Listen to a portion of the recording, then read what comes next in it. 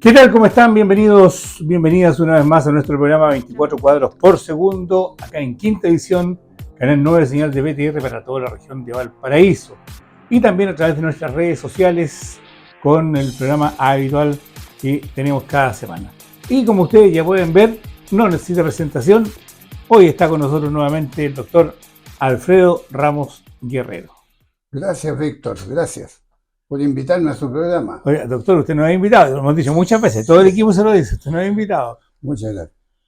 Mire, estábamos conversando acerca de la importancia que tenía el año desde el punto de vista cinematográfico, el año 1939.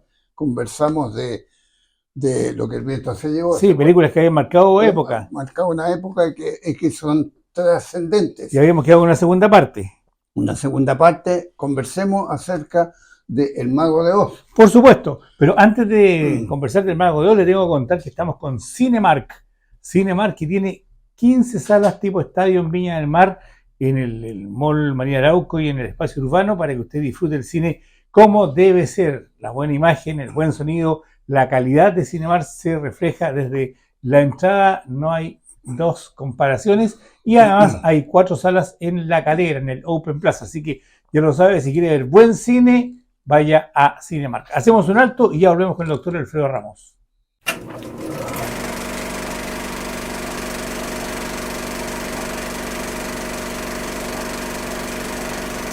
Ya estamos de regreso y bueno, retomando esa parte que quedó pendiente la última vez y con el Mago de Oz, pues, doctor. El Mago de Oz, sí. Mire, esa, digamos, es una película que aparentemente podría parecer infantil, pero analizándola y en el contexto de que han transcurrido más de 80 años de la filmación de esa película, yo encuentro que es una película excelente. Una película que va a estar de aniversario a fin de mes de agosto, porque se estrenó el 25 de agosto de 1939, fíjate, una semana después que había ya estaban todas las escaramuzas de la Segunda Guerra Mundial. Exactamente. Mira, entonces El Mago de Oz, primero se trataba de elegir para hacer esta película de líneas infantiles, que se puede decir, se necesitaba una artista que reuniera ciertas condiciones de simpatía, naturalmente, de simpatía cinematográfica, que fuese jovencita y que fuera también ágil. Se buscaron varias alternativas, entre ellos estaba Shirley Temple, que en esos años Shirley Temple era una gran estrella infantil, claro, pero estaba filmando y el otro estudio no la facilitaba, porque hay que hacer una salvedad, doctor, que en esos años, ya que usted dice eso, Alfredo Ramos Guerrero, actor, firmaba un contrato con la RKO o con la Metro Golden Mayer o con la Fox 20, con la Fox, y no podían salir de ahí, no como ahora que la gente generalmente firma contratos por película o por un par de películas. No, antes eran empleados de la compañía. Eran empleados de la compañía y eso los hacía que los estudios, por decirlo en chileno, le sacaran del jugo. Es decir, que había filmado varias películas en el año. A veces Humphrey Bogart, saliendo del tema, llegó a filmar 10 películas en un año. 10 películas en un año. Fíjate que también John Wayne, que tiene una trayectoria prolongada, llegó a filmar 152 películas. Sí, pero volvamos a nuestra protagonista. Claro. Entonces, ¿qué pasó? Que se eligieron algunas niñas y no correspondían a todas estas alternativas. Hollywood en esa época también necesitaba personajes femeninos tipo vedette, no me expreso mal, tipo estrellas de cine que pudiesen deslumbrar. Y en este concurso entonces había una niña que se llamaba Judy Garland, que reunía ciertas condiciones, era más bien bajita, no era una artista espectacular, pero a pesar de sus años cortos, era una niña bajita y llegó a filmar entonces El Mago de Oz con la edad de 16 años. 16 años, muy jovencita. Era muy simpática de cara, tenía cierto carisma era bailarina y cantante, así que reunía las condiciones. Además que era simpática. Era muy simpática. Sí. Llegó a ser una gran estrella de Estados Unidos, muy querida, muy querida. Pero también un producto de Hollywood. Es decir, como usted muy bien dice, los estudios la utilizaban bastante durante el año para que ella pudiese rendir lo más posible desde el punto de vista económico, que es lo que interesaba. Además, doctor, que el representante que tenía la explotaba un poco porque entre más ella filmaba, más ganaba y más ganaba era el porcentaje. Naturalmente, claro. Pero como estamos hablando del Mago de Oz, doctor, tengo que contar que esta película se transformó en un ícono de la cultura norteamericana. El año 1989, la Biblioteca del Congreso Nacional de Estados Unidos, que reúne las mejores obras artísticas, bueno, reúne todo, pero dentro de una obra artística reúne las mejores películas, consideró que la película El Mago de Oz era histórica, cultural y estéticamente importante para estar en el archivo del Congreso Nacional, en la biblioteca. Sin duda. Pero, digamos, la temática de este es un cuento en que una niña de un poblado de Estados Unidos, un poblado de rural, digamos, vivía en una forma muy fome, por decirlo así, rodeado de sus abuelos, de la gente que vivía no en el campo, no hay vecinos, sino que están a cierta distancia, los conocidos, etcétera. Pero un asunto muy pueblerino, y llega un momento en que ella era una niña que tenía ciertas inquietudes, tenía un perrito que se llamaba Totó y que juega un importante papel en la película, era prácticamente su compañero y su confidente, el perrito. Y por esa circunstancia entonces se enferma, tiene una crisis de salud esta niña y empieza a disfariar un poquito, empieza está afiebrada, por decirlo así, y piensa que viene un tornado de estos que hay en Estados Unidos. Claro. Y no solo se llega a la casa, sino que la envuelve a ella también y va a un lugar desconocido. En ese lugar había prácticamente había unas hadas que estaban en conflicto interno, una hada buena y una mala. Entonces le indicaron que para volver a su pueblo, porque todo esto es un sueño, para volver a su pueblo tenía que ir por un camino muy largo y llegar hasta... El camino amarillo. Claro, el camino de Oz, digamos, para llegar al pueblo. Y todo eso, en el camino, ella va encontrando otros personajes. Encuentra a un hombre de lata, encuentra a un espantapájaro y a un león que tenía ciertas características. Era un león cobarde. Un león cobarde, muy tímido. Y con ellos se va desarrollando esta película, y por sus zapatitos rojos también, que son mágicos, va caminando hasta que llega, ese es más o menos la historia de este asunto. Pero es un sueño, sí, que después, al final, ella resuelve, digamos, este asunto, se resuelve y vuelve a la realidad, y los personajes que ella había visto ahí como irreales resulta que eran reales, los vecinos, eran los vecinos, claro. Así que es bien interesante. Sí, y es una película que se crea como competencia a los estudios Disney.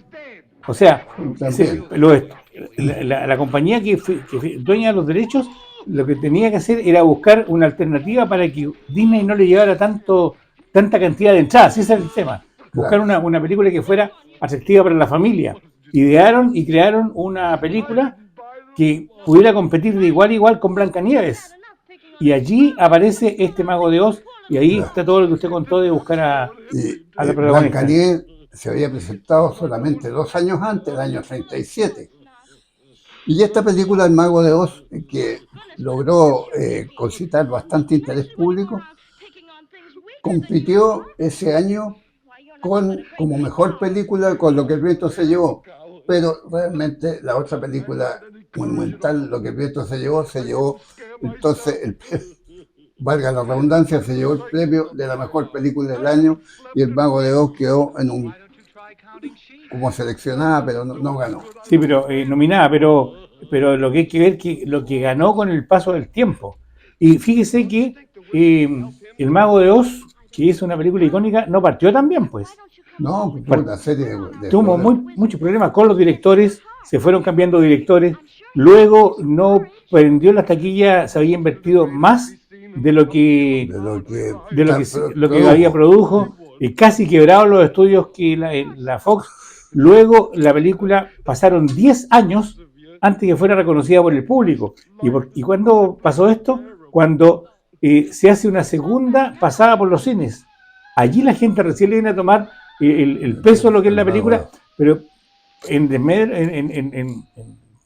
descargo, yo creo que el tema estaba concentrado en que ya justo con el día del estreno se había invadido Polonia, ¿cierto? Para la Segunda Guerra Mundial. Luego de eso, de que se invade Polonia, la gente estaba concentrada en la Segunda Guerra, estaban mandando muchos soldados al frente, muchos jóvenes, entonces había un ánimo no de películas, ¿cierto? Y luego de eso pasan 10 años hasta que la gente se da cuenta de lo que era, y el despegue definitivo del Mago de Oz se produce en el año 1956, cuando se pasa por primera vez en televisión, y la puede ver Estados Unidos de costa a costa, y allí ya fue el valor que tenía. Claro, y ahí ya la película recordó, claro, y todo el reconocimiento, como dice el doctor, pero además la gente la hace suya, ¿ya? Y además esta película hay que contar algo que no todo el mundo le gustaba contar, sino que la película se transforma rápidamente en un ícono gay, porque para reconocerse los gays en Estados Unidos en esa época decían, soy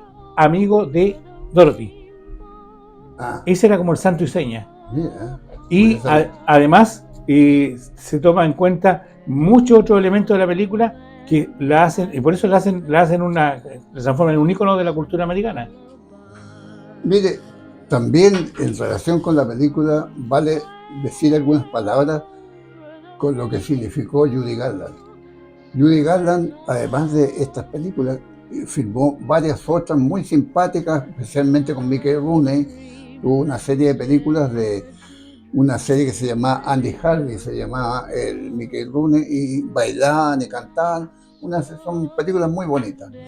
Y después tuvo también este personaje, digamos, este artista, para poder sobrellevar el gran peso que significaban estos filmaciones muy prolongadas en el día, tenía que estar consumiendo, por orden del estudio, estar consumiendo excitantes o barbitúricos, etc.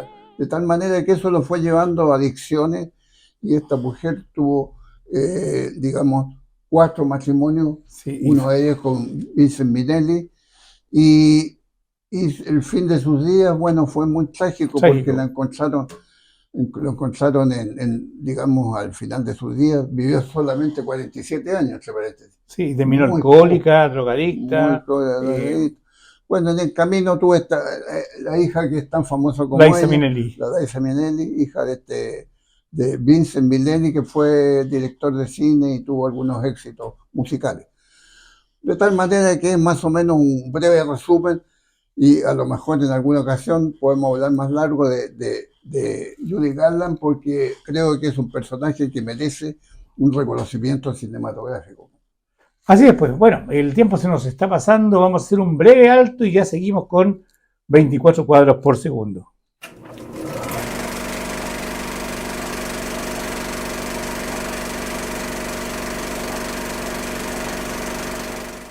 Ya estamos de regreso con el doctor Alfredo Ramos Guerrero, que nos está acompañando en el día de hoy, y basta decirlo que siempre es un gusto estar con él, así que entretenido, mucha gente pregunta por usted, así que, no, si aunque usted no lo crea, preguntan por usted. Bueno. Mire, déjenle todos los mensajes que quieran al doctor Ramos esta semana, yo me comprometo a mostrárselos, puede ser a través de Twitter, a través de mail, a través de YouTube también, porque también le mandaron saludos por YouTube, así que yo se lo voy a mostrar, doctor, en la semana. Bueno, estamos con Cinemark. Recuerden, Cinemark tiene una cartelera espectacular estos días. Está Oppenheimer, está Barbie, está Indiana Jones, está... bueno, ¿para qué les sigo nombrando? Porque tiene una cantidad de cintas de películas, ¿no? De cintas de películas en sus complejos de Viña, en el Marina Arauco y también en el espacio urbano, donde hay 15 salas tipo estadio. Usted puede ver con la mejor iluminación, el mejor sonido y las mejores pantallas del país están en Cinemark. Y además hay 4 salas en La Calera, en el Open Plaza. Doctor, seguimos con La Diligencia, ¿le parece? La Diligencia también es una buena película de la época de 1939. Bien, tiene esa característica y es un western, ¿cierto? Es decir, una película del oeste, que posteriormente el género se desarrolló muchísimo. Digamos, esa película significa prácticamente un quiebre en el sentido de que antes se habían hecho películas del oeste, de Estados Unidos, pero muy opacas, no tuvieron nunca desarrollo. Sí, perdón, las películas del oeste, el western que se hacía en Estados Unidos desde el nacimiento de una nación, que de Griffith, que fue la más importante, después como que viene en decadencia y es como un cine B, es un cine clase B, Sí. un cine de no mucho presupuesto, con historias un tanto rebuscadas, pero siempre el mismo tema. Y esto se empieza a revertir el año 37, si mal no recuerdo, con Cimarrón, que fue la primera película western que ganó un Oscar. Ya. Y luego viene La Diligencia, que es la obra cumbre del cine western y la más importante de John Ford. Una de las más importantes, que John Ford fue un gran director. Y realmente esta película significa, como usted muy bien dice, un quiebre entre películas opacas y esta que ya tiene cierto brillo, y además significa el surgimiento de un gran actor como fue John Wayne, que en esa película tiene una buena participación.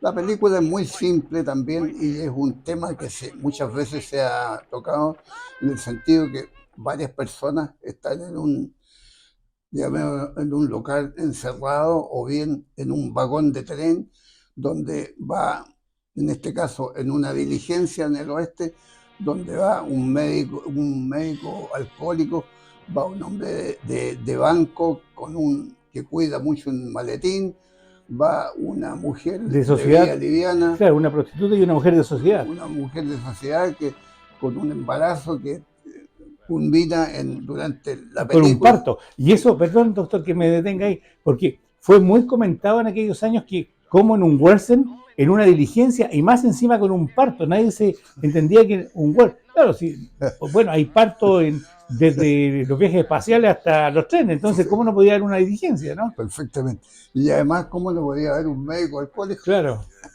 De tal manera que todas estas hacen un cierto, una trama bastante interesante. Y en mitad del desierto aparece entonces John Wayne, que me parece que se había fugado de una cárcel del oeste también. En Claro, esas cárceles donde el guardiero duerme y el que está preso está muy aburrido y alcanza las llaves. y, y siempre Son con el cosas ataque muy... de los pieles rojas, que era, digamos, creo que eran comanches estos, no, porque corresponde al indio Jerónimo. digamos, Jerónimo yo la era verdad que no indígena, no, India, no, porque yo no. claro. Mira, en realidad corresponde al indio Jerónimo, que posteriormente ha sido motivo de estas películas también, que digamos, el jefe de la diligencia al partir desde Nueva México hasta Arizona les dice, oye, el camino ustedes se la arreglan porque nosotros no, aquí no, pero el indio Jerónimo anda por esas partes con su tribu, con su grupo humano. Así que todas estas cosas llevan y significó entonces el despegue de John Wayne, que posteriormente hizo varias películas más sobre este tema del oeste y, y realmente ganó algunos Óscares. Me parece que Río Hondo y también otras películas, por ejemplo, hay una de una guerra de México con Estados Unidos. eh, bueno, se me escapa el nombre. Total que películas de John Wayne, de western, hay muchas y le dio mucha fama a este hombre, que logró también en el Paseo de la Fama, reconocimientos del gobierno de Estados Unidos, y vivió una vida bastante tranquila y tuvo algunos problemas, unos problemas médicos al final, Bueno, todo el pero mundo ha fue, tenido problemas, doctor. no, Pero mira, hay una mira, cosa, especialmente hoy me parece que leí yo en alguna ocasión que se contaminó con en estas películas del desierto, unas arenas contaminadas cercanas a una central nuclear en Estados Unidos. Debe haber sido la película Vórtice de Fuego. Una cosa así. Y también otro artista, no solo él se contaminó, sino que otro artista en otras películas, Susan Hayward también murió de un problema así parecido de un cáncer, un posible cáncer de origen radiológico. Químico o radioactivo. Radioactivo. Doctor, lo interesante de esta película que no se comenta mucho es que no está basada en una historia de un western.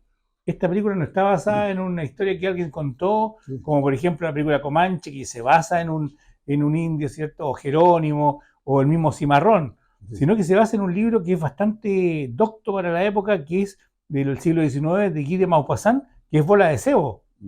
Ese libro, que tengo entendido lo se lee en los colegios, fue el que fue la base del guionista para hacer la película. Entonces, en ese momento hablaba la gente como de un libro tan distante del western, el idioma puede ser en francés, se hace un western. Claro, lo que fue la sapiencia del guionista y del director de juntar las piezas para llevarla al oeste. Claro, y posteriormente, en esta misma idea, por ejemplo, la Agatha Christie, la gran escritora de misterio inglesa, también hace una película donde en un vagón van todos estos personajes diferentes. Creo que el asesinato. Crimen en el Expreso Oriente. Crimen en el Expreso Oriente. Y de ahí se da esta misma trama de varios personajes dispersos que tienen que concluir entonces en este caso en un crimen.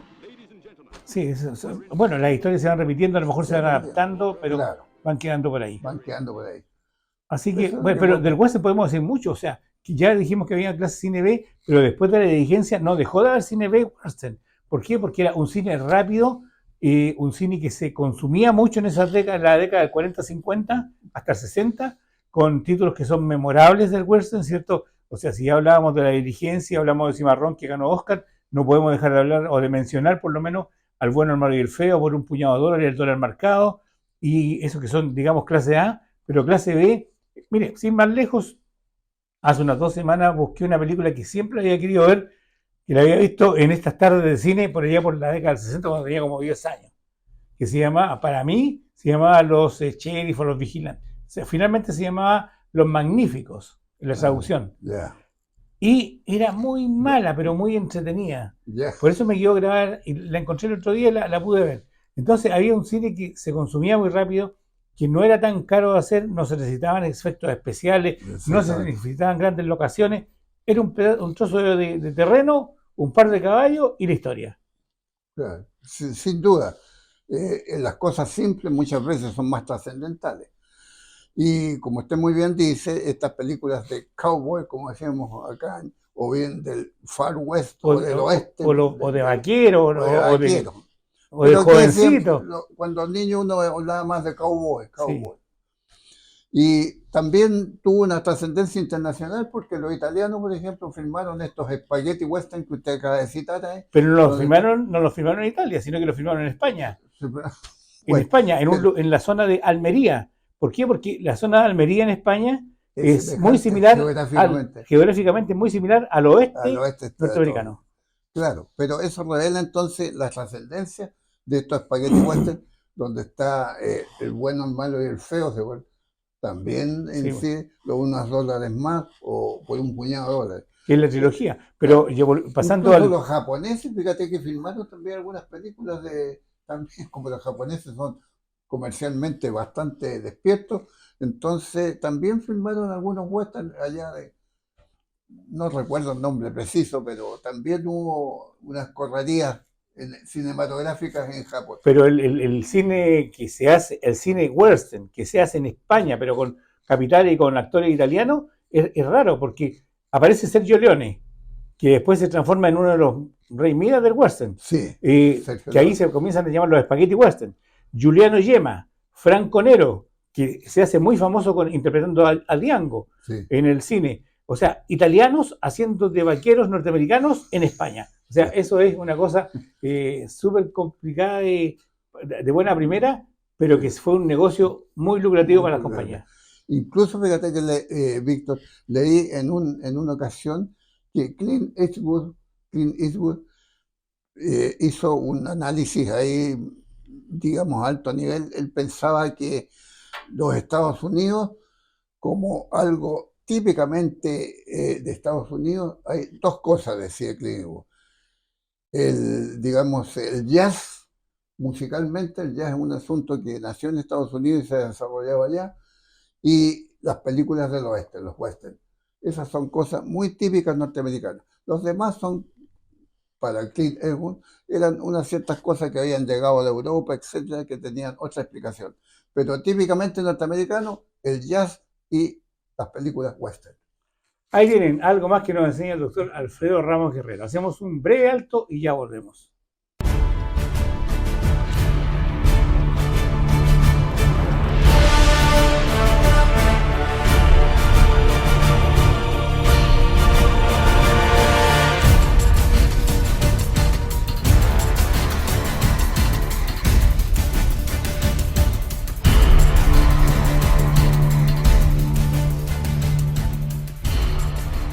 Bien, y esta semana también hay estrenos en Cinemark. ¿Qué estrenos hay? ¿Usted lo quiere saber? Bueno, aquí está, le mostramos qué estrenos hay en Cinemark en esta semana comprendida entre la última de julio y la primera del mes de agosto.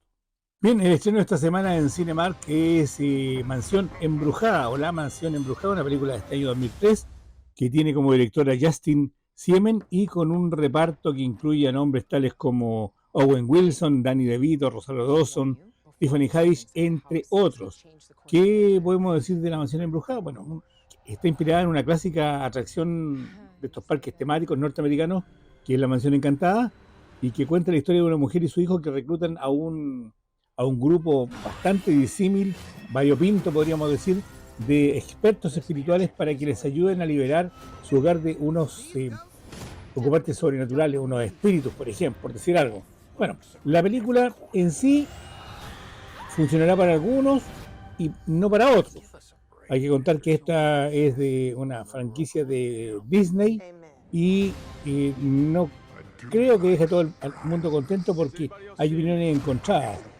¿Por qué? Porque de repente es un tanto confusa, de repente tiene situaciones que son irrelevantes para la trama de la película.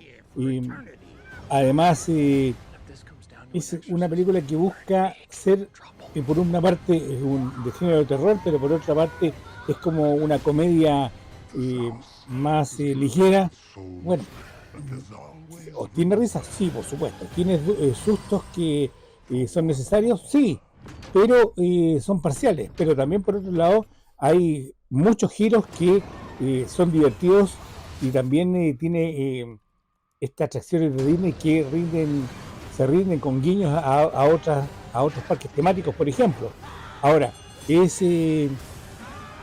digamos, es una versión diferente de esa atracción de la Mansión Embrujada, y por eso le digo que va a ser una película que de dulce y agraz. Para algunos va a ser muy buena, para otros va a ser más o menos nomás, para otros va a ser emocional, y el director logra crear algo de todas maneras que por un lado es reflexiva, por otro lado podría ser divertida, interesante visualmente, una estética definida, una estética de terror sin lugar a dudas, pero que por momentos pasa a ser comedia. Entonces ahí va a estar el tema de esta película que, como digo, para algunos va a ser buena y para otros no tanto, pero ese es uno de los estrenos de esta semana en Cinemark.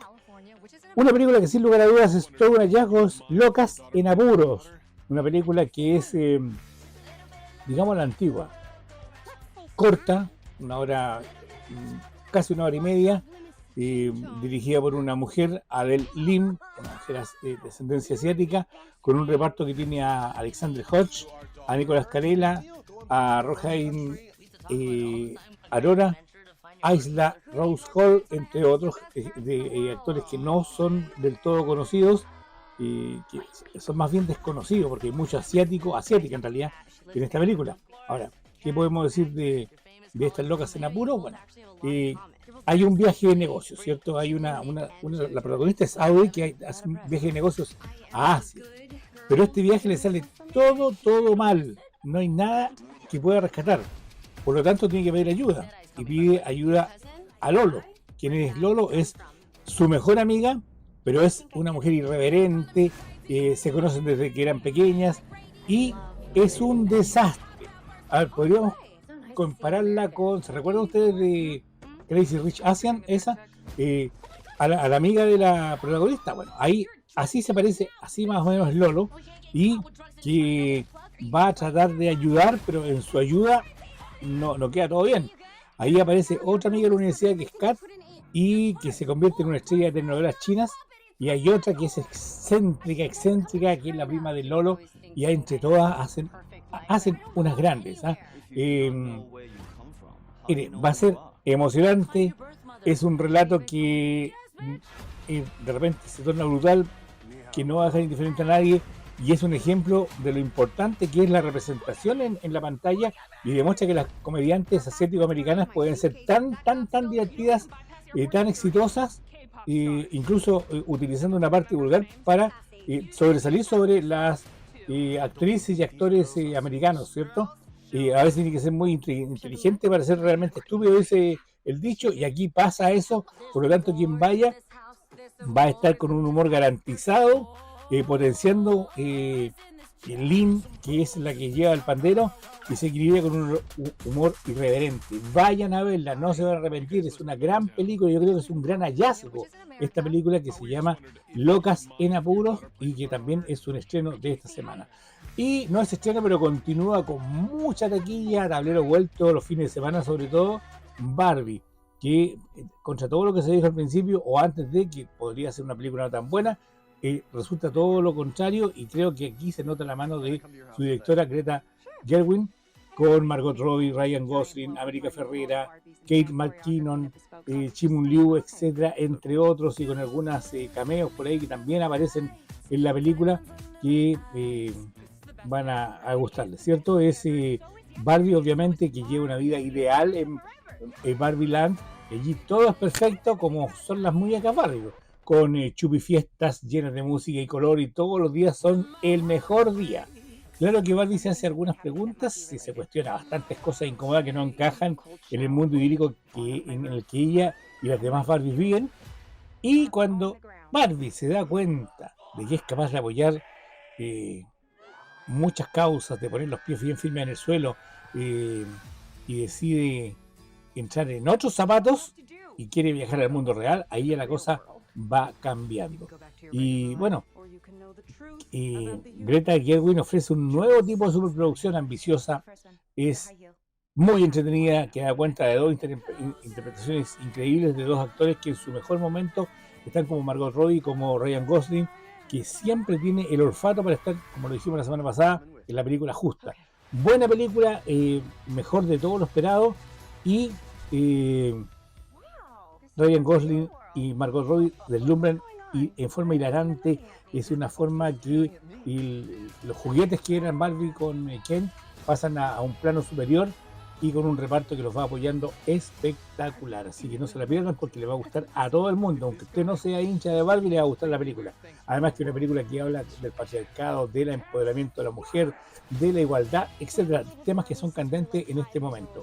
Sigue en cartelera La Noche del Demonio, La Puerta Roja, una película que dirige Patrick Wilson, que usted ya lo debe conocer, que también actúa Patrick Wilson. Patrick Wilson es quien interpretó a uno de los Warren, al esposo del matrimonio Warren en El Conjuro y en Annabelle. ¿Se recuerdan de esa película que ha sido muy exitosa? Bueno, él es el director y actor de esta película, que parece que le quedó gustando el terror, La Noche del Demonio, La Puerta Roja, y este vendría siendo el capítulo 5, la quinta entrega de esta película, que continúa con la familia Lambert casi 10 años después de los eventos del capítulo 2, o la segunda parte, para poner finalmente a sus demonios, dicen, a descansar.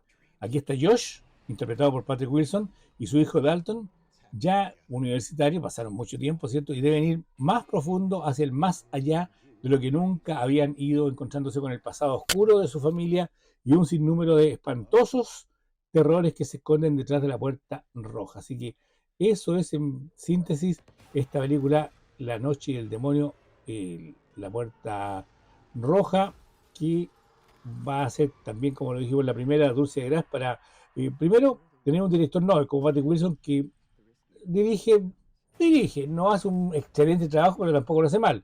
y está trabajando con tópicos que han sido ya explorados hasta la saciedad. Además que él es un actor que ya ha estado en ¿cuántas? 3 Anabel y 2 Conjuros, entonces ya tiene como, por lo menos en la parte actoral, un bagaje en terror. Los espectadores deben preguntarse por qué pagarían la entrada para tener una mirada como muchas otras del género de terror. Y eso también se lo preguntan algunos. ¿Cuál es el giro? Yo creo que a estas alturas con el género de terror hay que preguntarse eso. ¿Cuál es el giro que tiene la película para que las audiencias se vayan creciendo, no enganchando? Porque los que se engañaron con terror alguna vez ya están ahí, pero nuevas audiencias. Sigue en cartelera Oppenheimer, la película que dirige Christopher Nolan, también muy esperada, y que ya también tiene una cantidad de gente y seguidores que están rompiendo las taquillas en los cines de nuestro país. Cillian Murphy, el protagonista, Emily Blunt, Robert Downey Jr., Matt Damon, Josh Hartnett, un reparto muy interesante, Jason Clare, o sea, hay peso. Rami Malek, y ahí también vemos quién es Branagh, imagínense, quien dirige habitualmente películas de calidad, está aquí en Oppenheimer. Gary Oldman, Rami Malek, lo vemos después de harto tiempo, recuerden que él interpretó a Freddie Mercury en Rhapsodia Bohemia, o sea, es un reparto de lujo el que está en esta película Oppenheimer, que se sitúa en los tiempos de la guerra, ¿cierto?, de la Segunda Guerra Mundial, cuando este brillante físico norteamericano, Julius Robert Oppenheimer, interpretado por Cillian Murphy, obviamente, que está al frente del proyecto Manhattan, lidera los ensayos nucleares para construir la bomba atómica para su país. Impactado por su poder destructivo, Oppenheimer se cuestiona las consecuencias morales de su creación, cosa que se ha estudiado hasta el cansancio, y desde entonces y el resto de su vida se opondría firmemente al uso de armas letales, al uso de armas nucleares. Excelente película, muy buena, es una epopeya la que hace Nolan sobre la bomba atómica, que es imperfecta pero extraordinaria, una epopeya magníficamente fotografiada, muy bien interpretada, es una película fuerte, inteligente, que sorprende, y es un biopic, un misterio, también polémica. ¿Por qué polémica? Porque uno sale pensando de la sala, ¿de qué sirve hacer una bomba atómica cuando esa creación magnífica de la inteligencia humana destruye todo en un segundo? O sea, es como para salir pensando, cuestionarse qué pasa con eso. Se lo cuestionó el propio Oppenheimer en su oportunidad, no nos vamos a cuestionar nosotros en esta época. Pero bueno, eso es lo que hay en cartelera, y sigue, por supuesto, Misión Imposible, que ya la hemos comentado en nuestro programa.